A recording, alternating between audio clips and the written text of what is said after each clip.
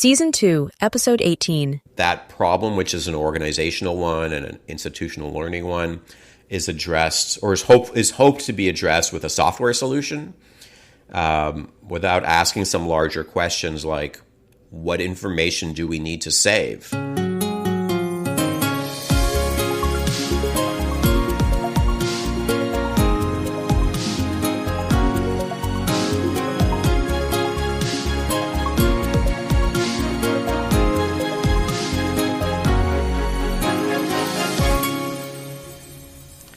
Hello, I'm Per Axbo. And I'm James Roy Lawson. This is UX Podcast. We're in Stockholm, Sweden, and you're listening to us all over the world, from Somalia to Bangladesh. And today we are chatting with Steve Portigal, vastly experienced professional in the user research space with over 25 years of experience interviewing users and guiding organizations in building and maturing their research practices.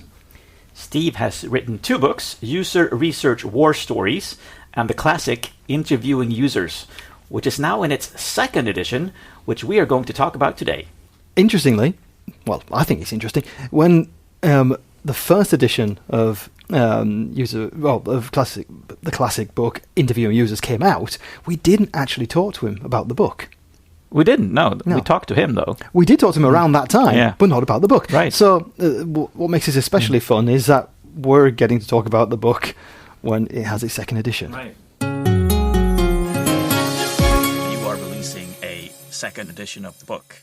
And so you have all this experience over time, and you've probably reflected now on the fact that even something that people think of as asking questions to people, doing that has changed over time. So talk to us a little bit about how has interviewing people changed in the past 10 years? Right, 10 years is the gap between the 1st and 2nd editions of Interviewing Users.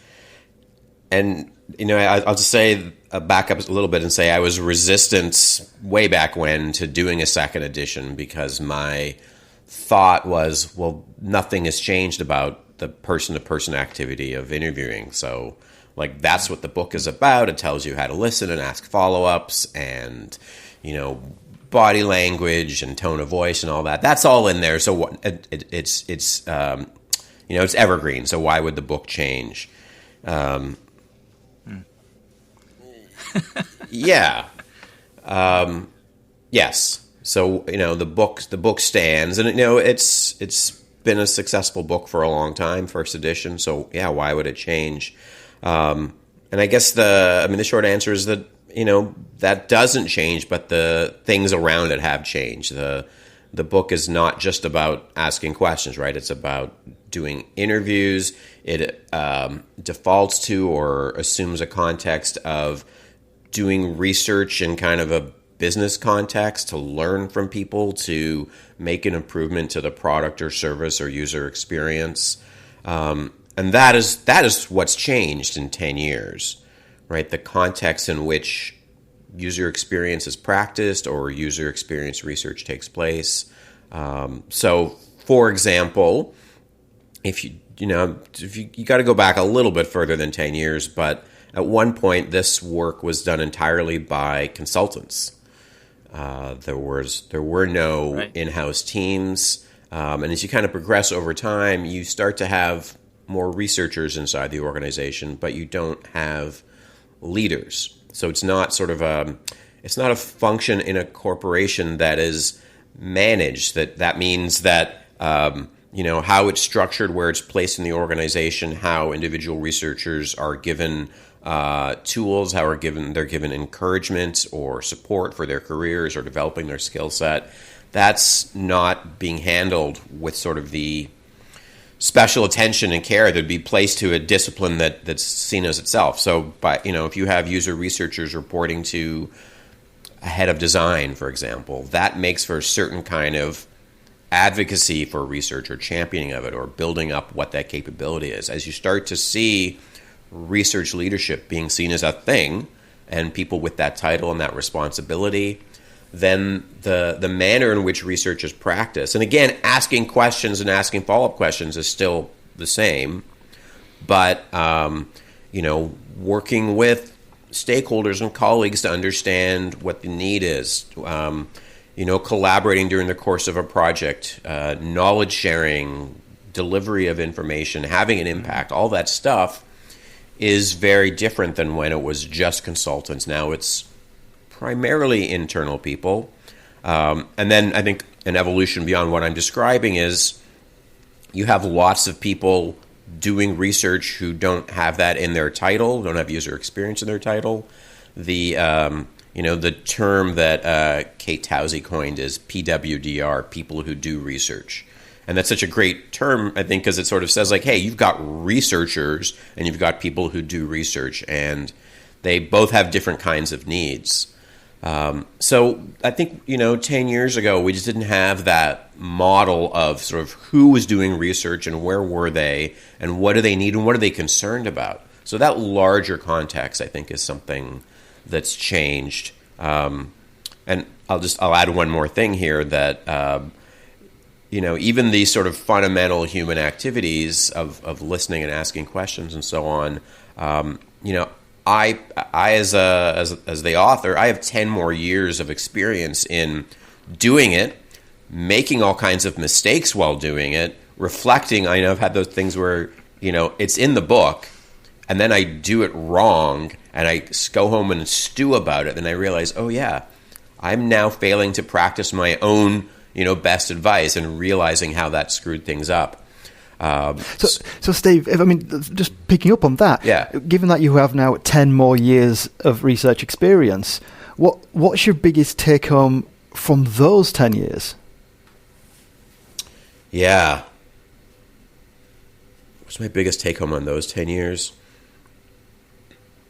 I think, and maybe this is just age in general, and I don't know if this shows up in the book necessarily, but just thinking about the way I work with people as a researcher myself, but also as a trainer or coach or whatever, helping other people. I think I started off thinking, and this is not your question, but this is not your question. I think I started off with the belief that, I can articulate the best way to go about something, so I'm going to pass that along and people are going to go and do it. But then I guess, like I said, I make those mistakes myself. And I think what has changed maybe in just my overall dialogue with people is helping people with their confidence and maybe even a little bit of acceptance. There's just mistakes that we make that are sort of the conflict between human nature and how we converse socially and what you need to do in an interview. And I think I'm more accepting of the fact that there's lots of right ways to do things. There are just so many different paths that any interaction can follow. We all make mistakes. We can recover from some of them. But I think, we have to forgive ourselves for these things. And, I think I'll find myself in a training situation and people will describe something that's really hard for them. Like, I have a bunch of questions on a discussion guide and I don't really know which one to go to next. And they kind of bring that question up, and I think maybe their hope is that I can say, in the first 8 minutes you would do this, and that I should give them some formula.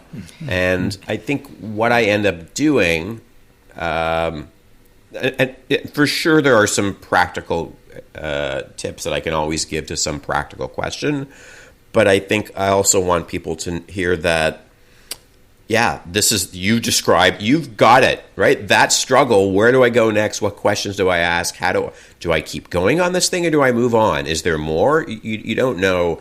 And so I think it's a more elevated way of thinking about what the interview is. It's an exploration with no map, right? And you've got your little flashlight, but you don't really know where you're going or how to get there. And so that means, So it's a journey of the self-discovery, even just being a researcher. You're learning about others, but you're learning about yourself along the way as well. And you're learning that I can master this approach in a different way than Steve does. And that's okay. But I'm hearing here, it's like that difference between thinking you can or have to fix something compared to improving over time. Yes, and the fixing is sometimes about the other person, right? I think the naive researcher asks me or you, hey, how can I get this other person to stop doing this or to start doing this? And then the more one progresses, there is that self-discovery. Like, boy, it sure is uncomfortable for me as the researcher when this other person does or doesn't do this or that. And what am I going to do with that feeling?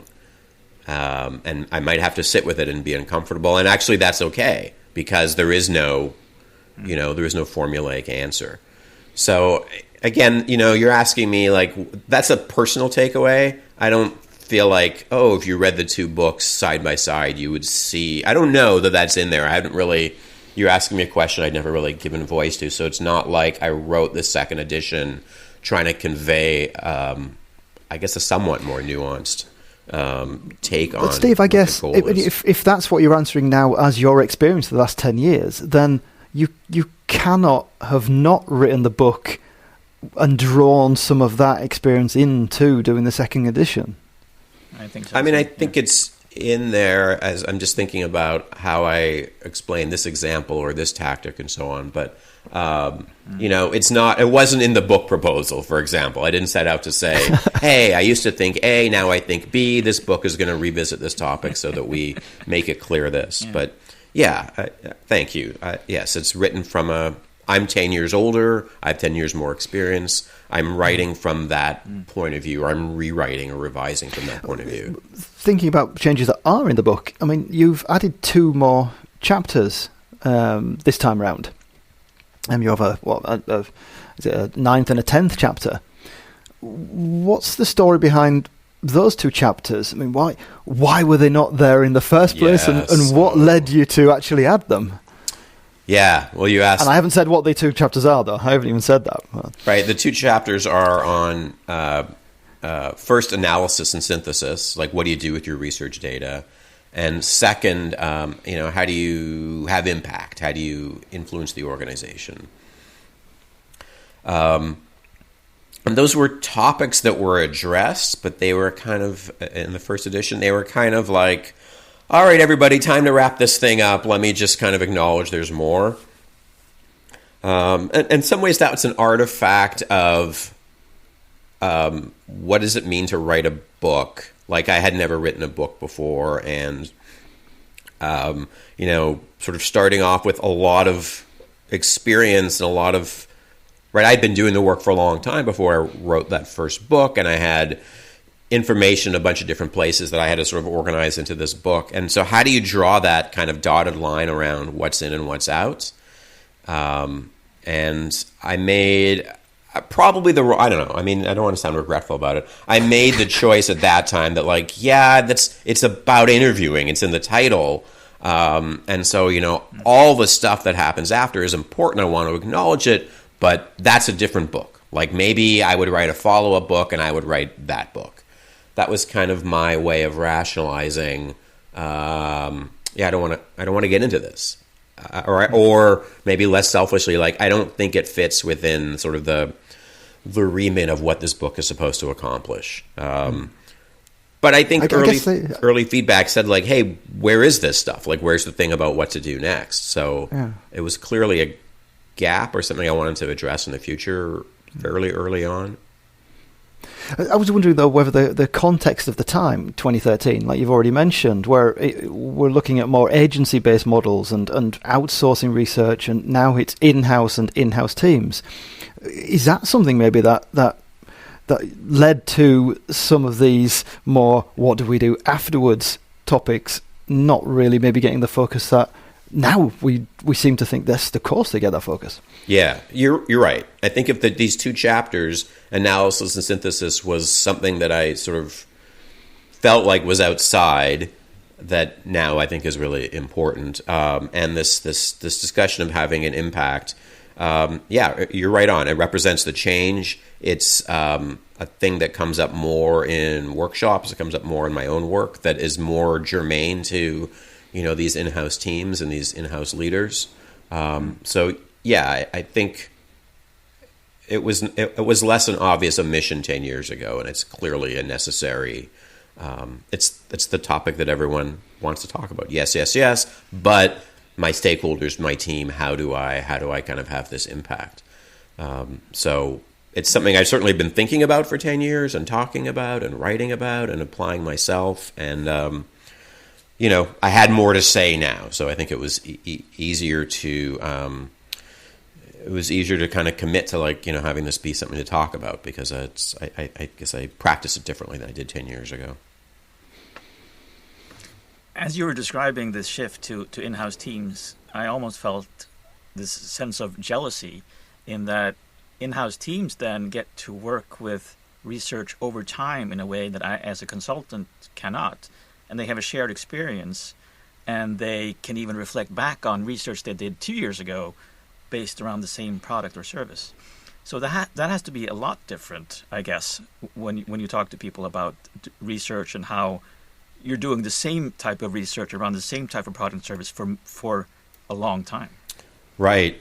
And as I'm a consultant myself, right, and I see this with my clients, that they live with some space, they live with some product, topic, set of stakeholders, set of users. Some I've talked to researchers that meet with the same set of users over years, and they build up these kind of longitudinal relationships. And I'm jealous of them too. I'm also personally happier where I am. I think I bring value not being in that, right? I think when you get when you sort of, there's a rut, I think, that is easy to fall into. And the rut has all these wonderful attributes, like knowing the people and their limitations. Like if you have their limitations, their strengths, their preferences, if you're working with a bunch of different stakeholders and they have different communication styles, or they have different ways that they engage or different availability, you, the in-house person, do not have to figure that out every time. I mean, yes, as the team changes, you're going to be constantly adapting your styles. And there's even like a mention of this in the book, I think, because one of the people I quoted describes how they try to have a communication approach that is inclusive but spread enough to sort of deal with the different needs and expectations of everybody. And so, yeah, right, as consultants, we come in and we don't have the lay of the land. And I think sometimes that's an advantage, because you don't, I think we're in, this may be arrogant sounding, but I think we have the responsibility to speak truth to power. We also have the opportunity. We're a little less constrained by risk as consultants. And not as biased, maybe, yeah, as well. My compensation isn't tied to the success of the product. Right, those models create all sorts of interesting incentives that you're part of an organization, you're part of a corporation, if that's the domain that you work in, and your success is tied to its success. And as a consultant, it's not. Yes, the company does well, they hire us back, we want things to do well, but I don't think we have the same kind of incentive model. So I'm glad there still are consultants, because I think there's a nice triangulation or a nice partnership that can happen. I love working with somebody that has the long view inside, and it can kind of give me the highlights of who and what. And, I don't have to do everything my way, but, we can negotiate kind of approaches and practices. And, I can be that unbiased voice just by the fact that I'm not part of it. Yeah, exactly. You've got that, the fresh-eyed approach that you can offer as a consultant coming in. But then we've got the opposite edge of that, and you mentioned this in chapter 10, making an impact. That inside internal research organisations, they need to keep track of what they know, or what they don't know, and what have we already researched, and that opens up a whole different aspect of historical record keeping, I guess you could say, which as a consultant maybe we didn't have to deal with that. It was an assignment you were given, and then you delivered. I will say, and I've got to imagine this has happened to both of you though, where as the consultant, you serve as the kind of the offshored institutional memory right? Where somebody writes you and you haven't Yes. worked with them for a really long time, and they'll say, Yeah. hey, didn't we do a project about this or that? Do you know what it was? Do you still have the thing? And that happened to me, like, I don't know, 6 weeks ago. Someone had an anecdotal memory of something, and they weren't involved, and no one was left working there. So that organization wasn't doing a great job of sort of documenting whatever different initiatives and so on. And that they were, I could put my finger on it, like I actually had the document quickly. So yeah, I think there's an ideal of whatever knowledge management, institutional memory. What have we researched? What did we learn from it? I think it's a hot topic that people are working to kind of try to define. I think what I get nervous about is where that problem, which is an organizational one and an institutional learning one, is addressed or is hoped to be addressed with a software solution, without asking some larger questions like, what information do we need to save? Like, is it the existence of that report? Is it the report? Is it the person who, could kind of talk you through it? Is it the raw data? Is it the decisions that we make? Is it the recommendations? Like, that's just me riffing on like, what do we want to track, and who's going to kind of query that information? Is it somebody that is, quote, a researcher, or is it someone that wants to, hey, do we know anything about X, and like, and just kind of discover it themselves? So I think there's just a huge amount of challenges there. Like, are you creating different things to archive? Are you archiving them in a way that they're retrievable? By who? At what point? Just as a number of years ago, people in research organizations that were growing were talking about bringing in somebody who is a reference librarian, whose job it is in other contexts is to be a human being that interfaces between people who need information and storage of information. Yeah, A librarian. and if that's very different than self-service. So this is like a huge kind of culturally based, because there's no right. Any two organizations are going to deal with this differently. What they expect people to be able to do and who there is to do it. There's a technical need here, but there's also just a process and an understanding of what information. Why do we want to sort of look back to what end? And building those use cases in. And I think it's turning out to be trickier maybe than maybe software vendors had kind of promised us that it would be. And my biggest worry is that now is that people will just give up. They'll just load it into the database, and now they'll ask the AI, can you bring me the most important points from that research? And that's, of course, already happening. And that brings another aspect into this whole picture of storing that data, and that is something that's changed now in the past 10 years. And you actually mentioned it in the book as well, the GDPR and privacy, and how people are becoming more aware of privacy, how people are more aware that they have to consent to things. So I think that introduces an aspect that we didn't pay as much attention to at least 15, 20 years ago. And so how do you think that has changed how we do interviews now, or how we do research? I was just going to add, Per, that I mean, I think 20 years ago maybe we would focus on an NDA. So the company's privacy, right? Exactly. But we wouldn't care less about the individual's privacy in many situations. Yeah. Yeah, and this is I think this is we're sort of talking about how the way in-house teams work and in-house researchers work. We didn't have research ops as a discipline 10 years ago, and research ops as a part of the organization that can build those tools and processes for. Whether that is about the archiving stuff that we're talking about, or what's the compliance required workflow?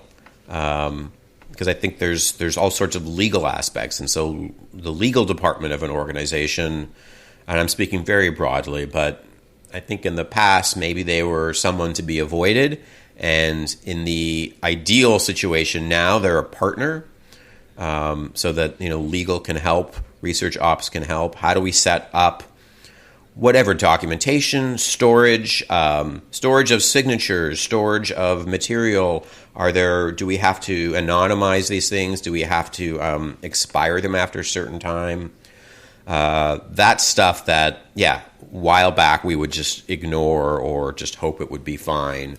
I guess the good thing is that like companies that have customer data of any kind have processes in place. So it isn't necessarily on research to invent those in the first case. Although I think research leaders and research ops leaders have to help like compliance people sort of understand, no, this is a different set of data. And so we do need, here's what the needs of research are. And here's how they're different from, I don't know, let's say a marketing email blast program or something like that. Or anonymized usage logs that we can use to find bugs or see when there's downtime.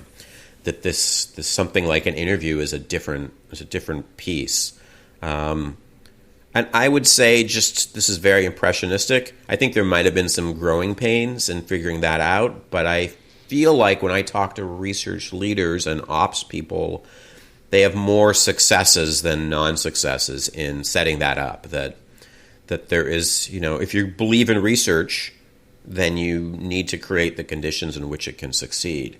And so figuring out, what do we store data in? What are we allowed to do? What happens to it? Who's responsible for that?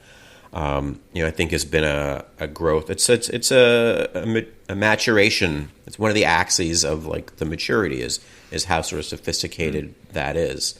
Because that's also true if you don't help people feel safe, and because they are aware of their privacy now, you need to help them feel safe to be able to have them give you what you sort of require from them in that they share their information, they share their experience. And at the same time, you have to do that in kind of a human-centered way or a non-lawyer facing way. Yes. So, right, there's a lot of 9-point type that is required language for something like that. I like to see researchers giving people the information that they need that say like to set their expectations around what data we're collecting and why, like stuff that a good consenting process says. Here's what we're collecting and why. Here's what's going to happen with it. Here's what your rights are in this interaction. And you can do that in a way that's like legalese. That's not very friendly, or you can do that in a way that is that's very compassionate and helpful, and is good for the interviewer to set up the relationship in a kind, human to human kind of way. There's an example that I mentioned in the book that the Sesame Workshop, the Sesame Street people, did this piece of research where they we've talked about this, haven't we? We've interviewed them. Right, you ended up interviewing them. I'm sorry. But it's thanks to you, Steve, that we actually heard about them and got in touch. So we're grateful to you for highlighting it. So the folks at Sesame Workshop, the organization that produces Sesame Street, were looking at how to provide consent in I think low written language literacy environments. If I may have some of the details wrong, but they created a bunch of like Muppets videos that would have a little scene with a family interacting. So adults and children, because that's also the situation where you have a mix of people that can consent and people that can consent on behalf of others. Anyway, they made these videos in like all these different languages, and I thought that was just like, it's cool to see Muppets doing anything, of course, but to take something that could be as dry as this document that gets created with all this awful legal language that me as the interviewer, I hate starting off my relationship with somebody by putting this in front of them and then trying to crawl back up to kind of some, empathy-based, human-to-human, creative discussion. So just the creativity in that, and like, wow, here's something as dry as consent, and here's how much creativity can be put into that. So those folks, I was just super impressed by that as just a possibility of like, there's a lot more than I think we can do in some of these operational processes to make them I love that, because it also brings attention to the fact that not everybody understands what consent is. You can't use that word all the time, which means that you have to be more informed in different ways and find different ways to. Yeah, you have to adapt to your context and find the right angle to come in at. Steve, I've got another question for you to wrap up with, actually. If we came back in 5 years to have this conversation again, what would be different? There won't be a third edition in 5 years, so we can eliminate that. Yeah, I mean, I think we've talked a lot about the organizational context of research, and that continues to change. We're talking right now in a moment where there's a lot of stress and uncertainty, and certainly in the tech environment that I'm in Silicon Valley in North America, there's a lot of anxiety, a lot of people sort of throwing up their hands and saying, it's the end of design thinking, it's the user research moment of reckoning. So I think there's confusion based on lots of layoffs, I think we don't want to be alarmist about it, but we also don't want to be sort of pretending that everything is fine. And I think, historically, like, pendulums swing back and forth.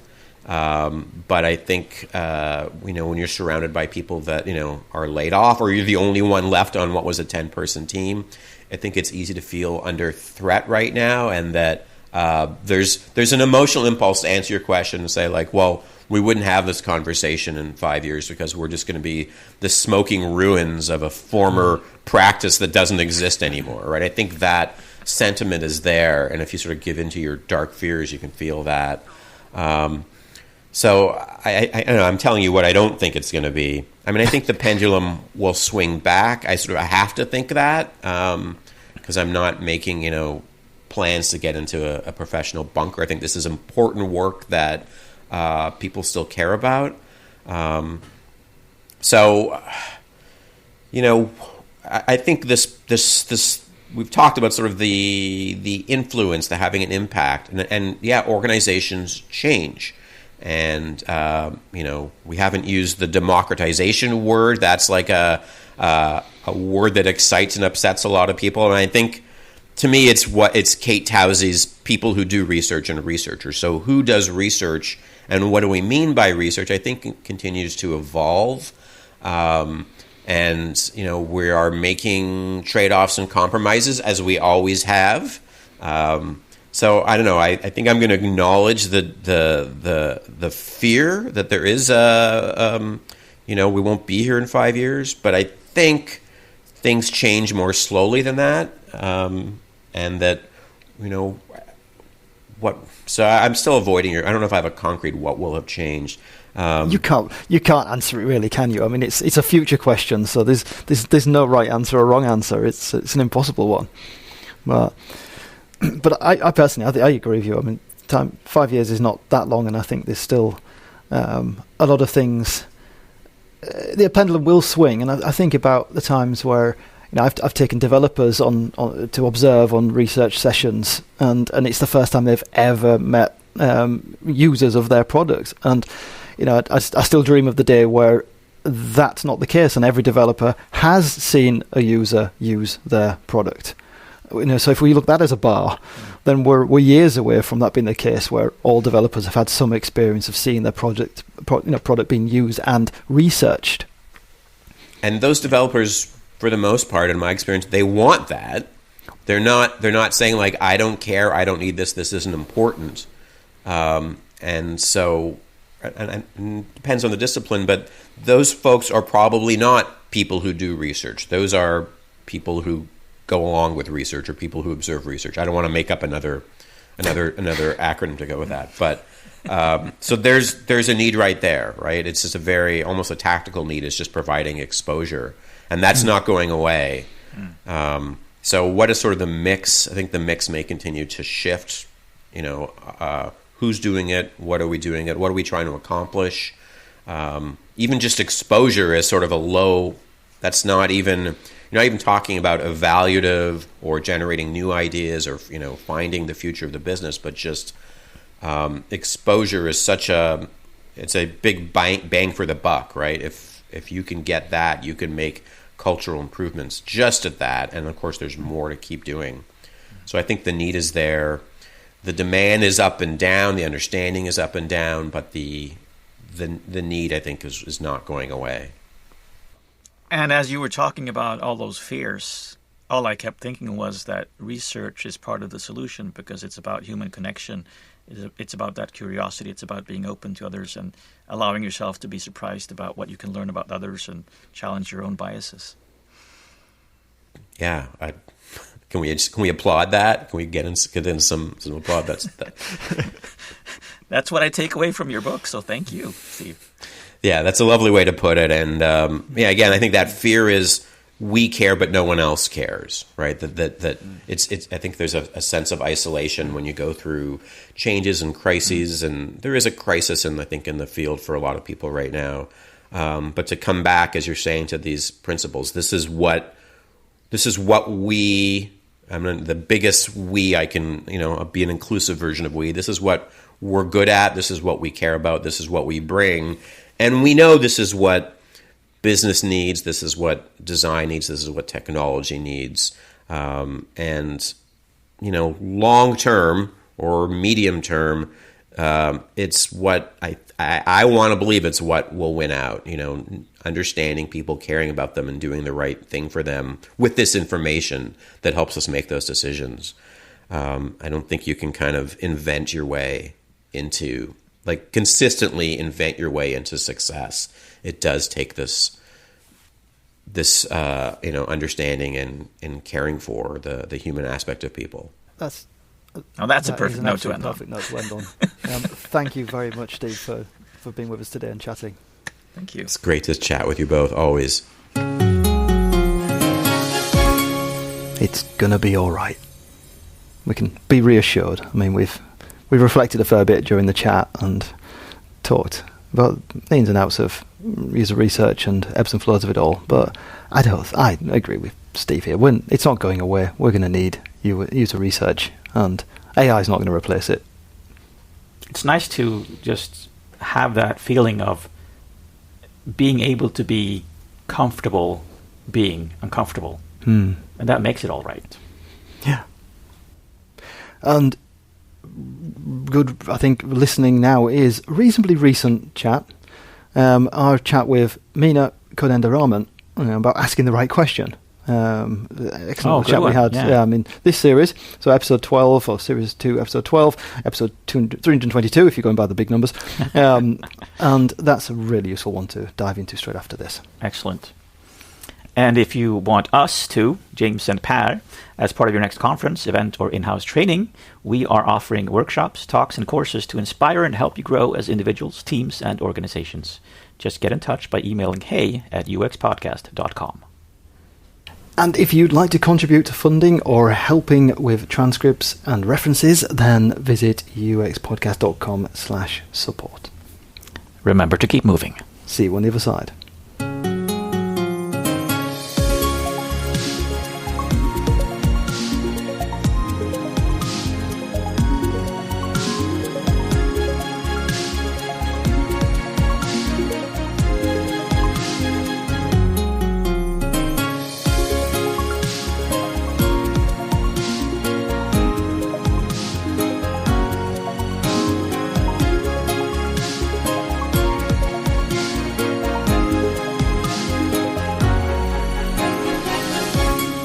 Per, so what is the most common job for spiders? I don't know, James, what is the most common job for spiders? Web designer.